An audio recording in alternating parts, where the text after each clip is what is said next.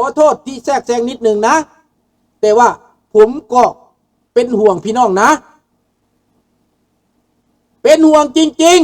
ๆจีนมันเข้าลาวแล้วเรายังอยากจะให้มันเข้าประเทศไทยเหรือมันเข้ามาเราเป็นยังไงเราอยากให้มันเข้ามาอีลีบะเราอยากได้จีนอีลีบะบักสนทีมันอยากได้มันเที่ยวไปเมืองจีนอยู่บอมอยู่มันอยากได้ฟังเอาเด้อมีท่านี่แหละข่าวสิมาบอกให้นั่นมันเอาจีนมาแน่นอนบักนี่นะมันโปรไชน่าจริงๆเรื่องของมันวิธีการเว้าของมันเกลียดอเมริกามันเกลียดตะเวนตก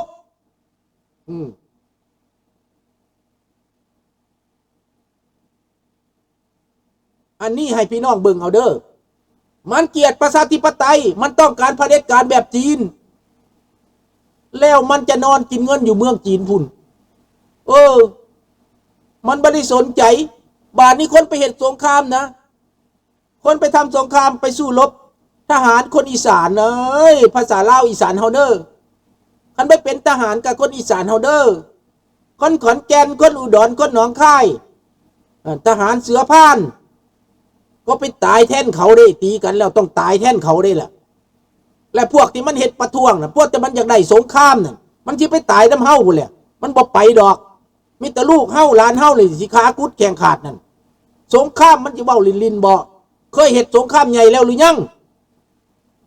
ข้าพเจ้านี่เคยผ่านมาแล้วมาเว้าให้ลูกให้หลานฟังลูกปืนมันบ่เลือกเด้ถ้ามันมาทางใดมันถึกแล้วตายเด้ดังนั้นบ่แม่นเฮาขี้ขาตาขาวแต่เอาการเมืองไปก่อนเอาการต่างประเทศไปก่อนเอาการทูตไปก่อนเนาะนี่แหละพี่น้องให้ลูกหลานเข้าใจเอาไว้นั่นแหละบาดนี้คนอีสานแม่ทัพก็เป็นคนอีสานแล้วเอาไปตายเอาไปสู่เฮ็ดสงครามต้องตายแน่นอนบทผู้หนึ่งกับผู้หนึ่งและตายนั่นยิงป้องขึ้นไปนี่นะถือเขาก็ตายถือเฮาก็ตายแล้วเขมรกับลาวนี่เขมรกับไทยนี่นะสิบ่ได้อยู่น้ำกันบ่เฮ็ดเชิกแล้วสิบ่ได้อยู่น้ำกันบ่อยู่คนเขมรกับลาวก็ยังอยู่น้ำกันอยู่กับไทยก็ยังอยู่น้ำกันอยู่ง่ายชายแดนจากกันไปไม่ได้จะทำสงครามกันไปทำไมเพื่อคนบางคนหรือเพื่อฮุนเซนเหรอเพื่อใครอีกเพื่อสนธิเอาทำสงครามเพื่อสนธิหรือทงฮุนเซน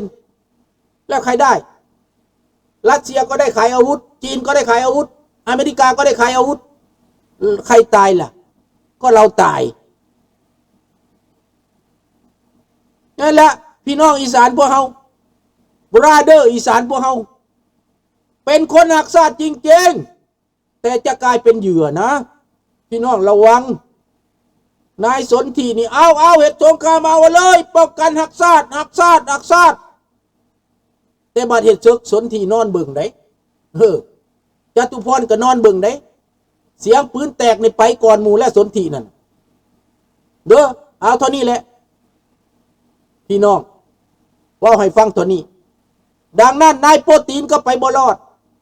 ข้าพเจ้าต้องการว่าคันเกิดสงครามโลกครั้งที่3เพื่อความปลอดภัยของประเทศไทยประเทศลาวประเทศเขมรประชาชนทั้ง3ประเทศอันนี้ต้องอยู่ฝ่ายโลกเสรีต้องอยู่ฝ่ายญี่ปุ่นเดี๋ยวนี้ญี่ปุ่นซอยประเทศไทยสำหรับปกป้องประเทศนี้มีญี่ปุ่นแน่นอนนี่แหละมีญี่ปุ่นแน่นอนคันมีญี่ปุ่นแล้วมีไผมีอเมริกาแน่นอนอ้ายกามาแน่ดังนั้นพี่น้องไม่ต้องห่วงนะอเมริกามาน่ะมันเขาไม่ได้ทำอะไรเราดอกนะไม่ต้องกลัวคนอเมริกาเราไม่ชอบตาถ้ำคนอื่นก็จะมาอีก4 ปีข้างหน้าหรือ5 ปีข้างหน้าตาถ้ำก็จะหยุดไปนะไม่ต้องห่วงการเมืองของประเทศประชาธิปไตยประเทศไทยมันสภาความมั่นคงสนธิมันจะมีอำนาจจัดการตัดสินใจอะไรโอ้ยอย่าให้ตายขนาดนั้นมันไม่ได้มีอำนาจอะไร แต่มันยุยงปลุกปั่นนะตาตารามันยุยงปลุกปั่นมันทำให้รัฐบาลไปไม่ได้มันทำให้เลือกตั้งไม่ได้มันทำให้ผิดกันเกิดปัญหาทางการเมืองปั่นป่วนภายในอยู่ตลอดเวลาก็ตัวยุยงคือใครล่ะแล้วเดี๋ยวนี้มันเลือกอะไรล่ะมันทำได้ยังไงล่ะพวกท่านกะจิหูเนาะแม้นมันบ่ได้มีอาวุธในมือแต่มันเฮ็ดล่มรัฐบาลมาหลายครั้งเลยเด้นายสนธิล่มรัฐบาลมา2-3ครั้งเลยเด้เน่พี่น้องมันเป็นคนดีบ่ข้าพเจ้าว่าบ่เป็นคนดี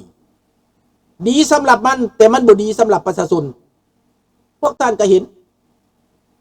ข้าพเจ้าเบิ่งก็เห็นความเว้าของมันนี่โปรจีนหมดข้าพเจ้าก็เห็นมันเกลียดสร้างโลกตะวันตกข้าพเจ้าก็เห็นนี่แล้วมันจะยั่วไอ้ไผมันก็ยั่วไอ้คนไทยนั่นแหละผิดกันด่ากันทุกมือมันสนุกไหมไม่สนุกครับไม่สนุกนายสนธิมันก็ว่ามันเป็นคนไทย100% 1,000%แม่นแต่ว่าผลประโยชน์มันอยู่เมืองจีนพุ่นผลประโยชน์อยู่เมืองจีนกฎหมายความมั่นคงมันมีและเคยใช้ด้วยและสนธิก็คิดคุกติดคุกด้วยกฎหมายนี้ด้วยลุงตามข่าวหรือเปล่าเป็นอย่างสิบ่ตามลุงฮู้หมดแต่ตราลุงฮู้หมดแต่ตอนนี้สนธิกำลังวุ่นวายอีกแล้วออกมาโฆษณาเปล่าๆให้คนนั่นจะไปทำสงครามกับเขมรอีกแล้วนี่มันอยากให้ทำสงครามถามมาประชาชนเขมรเขาอยากตายบอกเขาก็บ่อยากตายประชาชนไทยอยากตายบอกเขาก็บ่อยากตายคนลาวเคยเห็นสงครามอยู่รวม9 เทื่อหนึ่งและคนลาวกับคนไทยหักกันที่สุดแต่ไปเห็นสงครามมือที่3มาเลยแก้วกะมาจิกกะมาละเชียกะมาลุงก็เห็นกับตาสงครามห่ม9นะฝ่ายลุงนี่ช่วยไทยนะเพื่อนของลุงพวกของลุงช่วยไทยขนาดเป็นคนลาวยังช่วยไทยนะไปถามโลดถ้าผู้ใดปฏิเสธเป็นคนตาบอดเพื่อนของลุงไปลบช่วยคนไทยทั้งติดตัวเป็นลาวทำไมลบช่วยคนไทยก็ต่อสู้กับคอมมิวนิสต์รู้จักไหมรู้จักหรือไม่รู้จักความจริงหรือไม่ความจริงก็ไปพูดเอาสิตอนนี้ถ้าลบกับลาวเผด็จการลุงก็อยู่ข้างฝ่ายไทยถ้าลบเพื่อผลประโยชน์ประชาธิปไตยลุงช่วยภายไทยไม่เอาลาวแดงคอมมิวนิสต์ปลดปล่อยพวกคอมมิวนิสต์ออกไปมอบประเทศลาวให้เป็นประชาธิปไตยโอเคลุงจัดด้วยเอาด้วยเห็นไหมสนที่มันทำไม่ได้หรอกยังไงก็ปลุกปั่นไม่ได้ไม่เคยทำสำเร็จด้วยคิดก็สนที่ไม่สำเร็จยังไงมันไม่ใช่ทำเองมันออกมาปั่นป่วนแล้วมันก็ให้ทหารมายึดอำนาจก็แชบดองประเทศไทยไปอีกหลายปีนะครับชอบอย่างนั้นเหรอทหารมาแล้วก็กำไปอีกยาวนานนะแล้วต่างประเทศก็ลงโทษทางด้านเศรษฐกิจลงโทษทางด้านการเมืองตัดสินค้าก็ไปไม่ได้คนไทยก็ต้องอดไปอีกถ้ายังไม่รู้ก็ไม่รู้จะบอกนะแค่บอกได้แค่นี้อำลาพาจากแค่นี้ไม่พูดไปยาวไกลคิดได้ก็คิดไม่ได้ก็มาเป็นอะไรลุงพูดตรงเกินไปขอโทษขออภัยนะครับไม่ได้มีเจตนาล่วงล้ำอะไรแค่บอกว่าถ้าเป็นอย่างนี้เราจะรู้สึกว่ามันเป็นอะไรนะเอาละมันมีใบสั่งจากพวก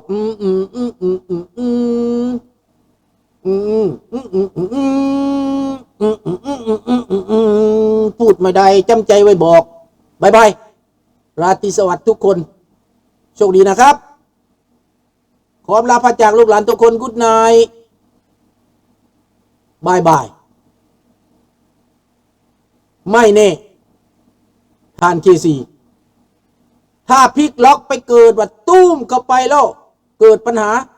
ฝ่ายนั่นก็ไม่ยอมเสียเปรียบฝ่ายนี้ก็ไม่ยอมเสียเปรียบมันก็เกิดศึกอย่างนี้แหละศึกสงครามมันเกิดจากเรื่องเล็กๆไฟกองใหญ่ก็เกิดมาจากกองไฟขี้ฝอยนั่นแหละไฟขี้ฝอยก่อให้เกิดกองไฟใหญ่ได้นะอย่าประมาทกองไฟขี้ฝอยนะครับบายบายราตรีสวัสดิ์เอาคติลุงว่าก็ดีนะไฟไหม้ป่านะมันไหม้มาจากไหนมันก็ไหม้จากไฟขี้ฝอยนั่นแหละเนอไหม้จากใบไม้เล็กๆนั่นแหละกองไฟมันเกิดมาจากนั้นนะครับบายบาย